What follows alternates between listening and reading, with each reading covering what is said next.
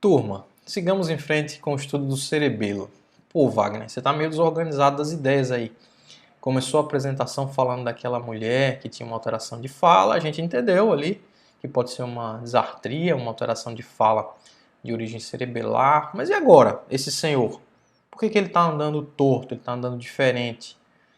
Observem, pessoal, que há uma ampla gama de manifestações clínicas que podem advir de uma lesão cerebelar. Uma delas é a alteração da marcha. A coordenação da marcha ela pode ficar afetada também.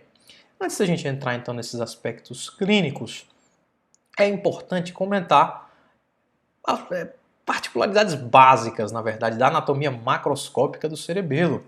E você já sabe se situar, e é importante ressaltar para você que o cerebelo está localizado na fossa posterior do crânio, região infratentorial, abaixo do tentório, e tem uma relação muito importante com o quarto ventrículo e o tronco encefálico. Aqui essa visão grosseira do cerebelo, por trás, a visão dorsal, a gente vai perceber essa particular divisão dele em hemisférios cerebrais e vermes. Pessoal, muitas das estruturas que a gente vai falar aqui, eu vou passar por cima mesmo, porque do ponto de vista clínico e prático, não vai mudar nada você saber ou não o nome particular dessas estruturas. A ideia é ter uma visão geral do órgão. Então, isso aqui, essa visão geral na região posterior, hemisférios cerebelares e o vermes. O vermes tem alguns pontos específicos, como por exemplo o cúmen e o declive, tem vários nomes diferentes, a gente vai ver isso, mas não muda nada do ponto de vista diagnóstico, nos casos do dia a dia principalmente. Existem sulcos e fissuras também no cerebelo, assim como no cérebro também. Essas fissuras, a mais importante delas é a fissura prima. Se fosse para você decorar uma, seria ela. Ela divide, do ponto de vista anatômico, né, o cerebelo em lobo anterior e lobo posterior. Mudamos então aqui a visão, estamos observando o cerebelo de frente, uma visão ventral, como se a gente fosse o tronco encefálico olhando para o cerebelo. E aqui existem também algumas estruturas que podem ser de relevância prática, como por exemplo as tonsilas cerebelares. Pô, qual que é a importância da tonsila cerebelar? Se o paciente ele tem uma lesão com efeito de massa, causando uma hipertensão intracraniana, seja onde for, lá em cima no cérebro, por exemplo, aquele aumento da pressão intracraniana, ele pode deslocar estruturas, um fenômeno conhecido como herniação. Existem várias herniações diferentes. Uma delas é a hérnia de tonsila.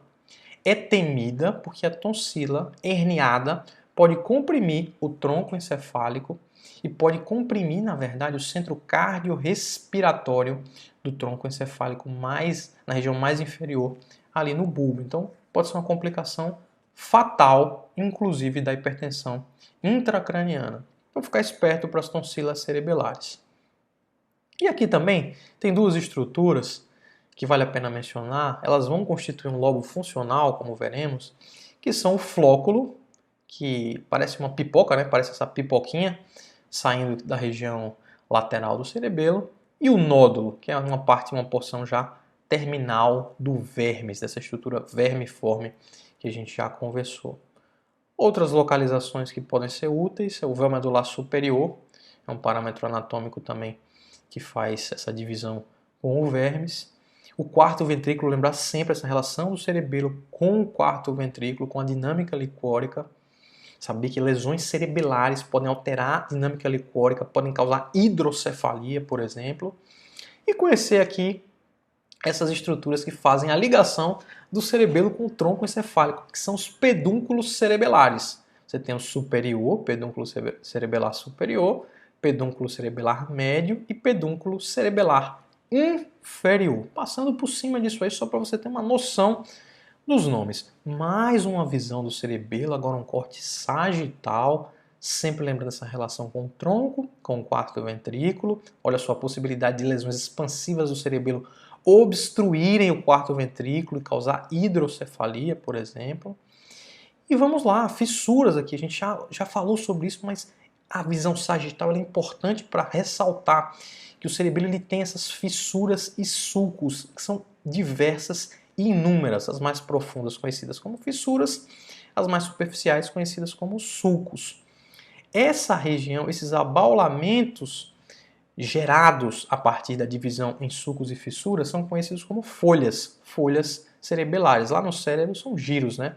Aqui a gente conhece como folhas. E esse aspecto geral no córtex sagital também pode ser referido em alguns livros como árvore da vida, só como curiosidade para você. Pô, Wagner, lobos e fissuras do cerebelo, que loucura, né, cara? São vários e várias. Tem alguma razão de você decorar isso aqui? Sinceramente, eu não vejo razão prática e clínica nenhuma, tá certo? Se você quiser observar aí cada uma delas, fique à vontade, mas você não vai realizar ou deixar de realizar um diagnóstico porque você não sabe um nome desse. Do ponto de vista anatômico, e basicamente anatômico, a fissura prima ela pode ser a mais útil de ser conhecida, porque ela divide o cerebelo em lobo anterior, aqui em amarelo, e lobo posterior, que não é uma divisão funcional também, não é uma divisão clínica, como a gente vai ver. E a outra fissura de importância também é essa fissura posterolateral, que divide o lobo posterior do cerebelo do lobo flóculo nodular.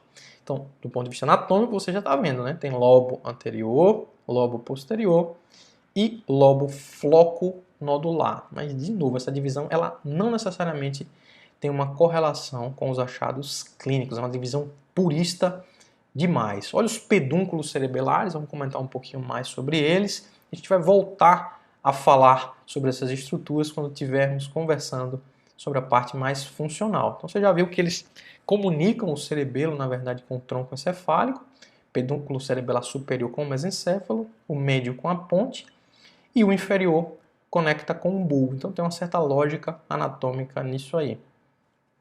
Isso é pode ser questão de prova de anatomia tradicional para você. Mais uma vez, eu não considero relevante você saber isso em detalhes para realizar atendimento a pacientes, mas estruturas e vias diferentes passam por locais diferentes dos pedúnculos cerebelares.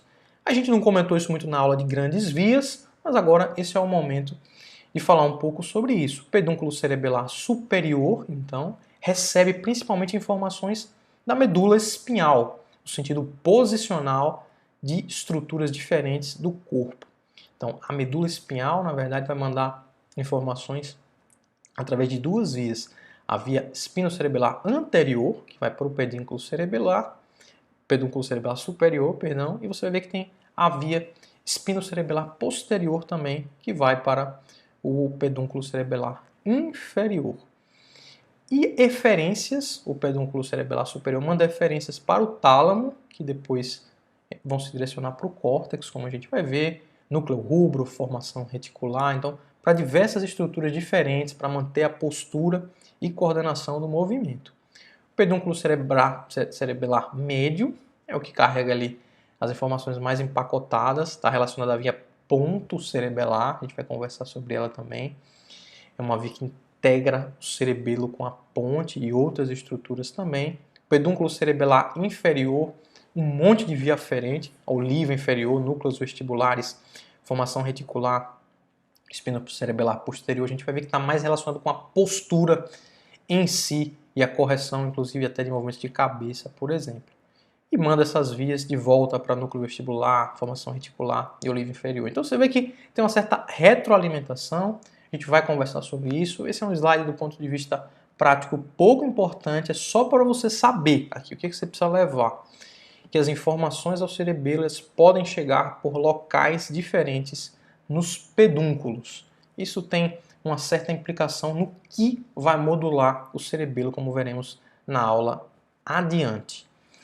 Núcleos profundos. Você já sabe da microanatomia que núcleos profundos são essas ilhas de substância cinzenta, de corpos celulares, dentro da substância branca do cerebelo e são a via eferente das informações cerebelares. Quais que são esses núcleos? Núcleo denteado. Núcleo denteado ele é o maior deles e o mais externo, na verdade. O núcleo emboliforme, que ele está nessa posição intermediária. Você tem o núcleo globoso, os núcleos globosos, que estão nessa parte mais interna. E em conjunto, o emboliforme com o globoso, esse conjunto é conhecido como núcleo interpósito também, certo?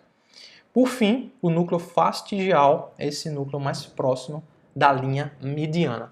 Ah, Vagão, muito teórica essa aula, né? A gente está carregando um pouco nas informações teóricas para passar depois para o que importa de verdade. Porém, existe... você tem uma lesão do núcleo denteado, você tem uma manifestação clínica por lesão em algum núcleo desse específico? Não é bem assim. A gente vai ver que o órgão funciona de um modo geral mais integrado, existem divisões funcionais do cerebelo. Então, é bom você conhecer que essas estruturas existem, saber que elas são as vias eferentes, mas o mais relevante, na verdade, é você ter uma visão global do órgão e o que esses núcleos eles se integram, como vamos ver nos próximos capítulos.